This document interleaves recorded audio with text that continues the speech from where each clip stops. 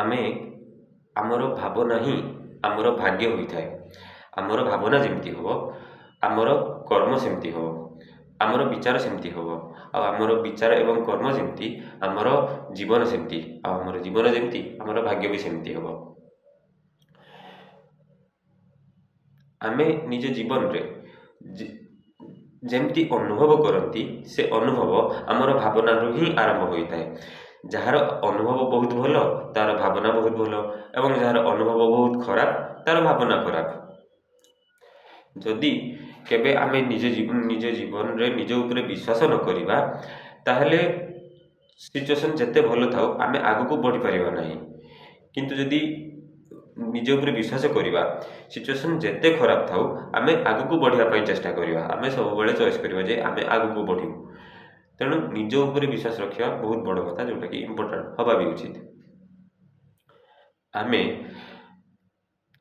ଆମର ବିଚାର ଡିସାଇଡ୍ କରିଥାଏ ଯେ ଆମେ ଅନ୍ୟମାନଙ୍କ ସହିତ କେମିତି ବ୍ୟବହାର କରୁଛନ୍ତି, ଆମେ ନିଜ ଜୀବନରେ ନିଜର ପ୍ରୋବ୍ଲେମ୍ସକୁ କେମିତି ହ୍ୟାଣ୍ଡେଲ୍ କରୁଛନ୍ତି, ଆମେ ଆମର ନିଜ ଜୀବନରେ ଆମ ନିଜକୁ କେମିତି ଦେଖୁଛନ୍ତି, ଆମ ନିଜକୁ କ'ଣ କେତେ ଭ୍ୟାଲୁ ଦେଉଛନ୍ତି, ସେଇଟା ତା ଉପରେ ଡିପେଣ୍ଡ କରେ ଯେ ଆମର ଭାବନା କେମିତି, ଆମର ବିଚାର କେମିତି।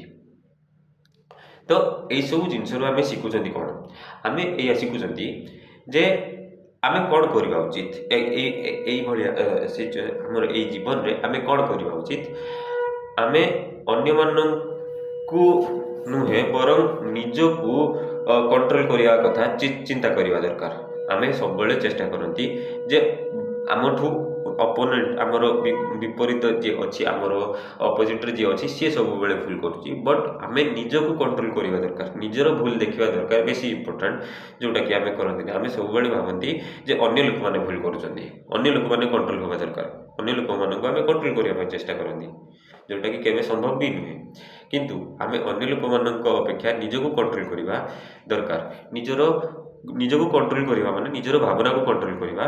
ଭାବନା କଣ୍ଟ୍ରୋଲ ହେଲେ ଆମର ରାଗ, ଆମର ଯେତେ ଭାବନା, ଆମର ରାଗ, ଆମର ଇଚ୍ଛା, ଆମର ଘୃଣା, ଆମର ସବୁ ଯେତିକି ଖରାପ ଜିନିଷ ସବୁ ଆମ କଣ୍ଟ୍ରୋଲରେ ରହିବ। ତେଣୁ ଆମେ କେବେ ଖରାପ ବାଟରେ ଯିବା ନାହିଁ। ହେବ କ'ଣ? ଆମେ ସବୁବେଳେ ଏମିତି ରାସ୍ତାରେ ଯିବା ଯେଉଁଟାକି ଆମକୁ ଭଲ ଆଣିଦେବ। ଆମେ ଅନ୍ୟମାନଙ୍କୁ ଖରାପ ନୁହେଁ ବରଂ ଭଲ ଜିନିଷ ଦେବା ଦରକାର, ଘୃଣା ନୁହେଁ ବରଂ ଭଲ ପାଇବା ଦେବା ଦରକାର, ରାଗ ନୁହେଁ ବରଂ ଶାନ୍ତି ଦେବା ଦରକାର। ଦେଲେ କ'ଣ ହେବ? ଆମେ ଯାହା ଦିଅନ୍ତି ଆମେ ସେଇଆ ପାଆନ୍ତି। Newton's first law, every action has N equal and opposite reaction. ତ ଆମେ ଯଦି ଭଲ ପାଇବା ଦେଉଛନ୍ତି ନେଚର ଆମକୁ ଭଲ ପାଇବା ଦେବ, ଆମେ ଯଦି ଘୃଣା ଦେଉଛନ୍ତି ତାହେଲେ ନେଚର ଆମକୁ ଘୃଣା ଦେବ।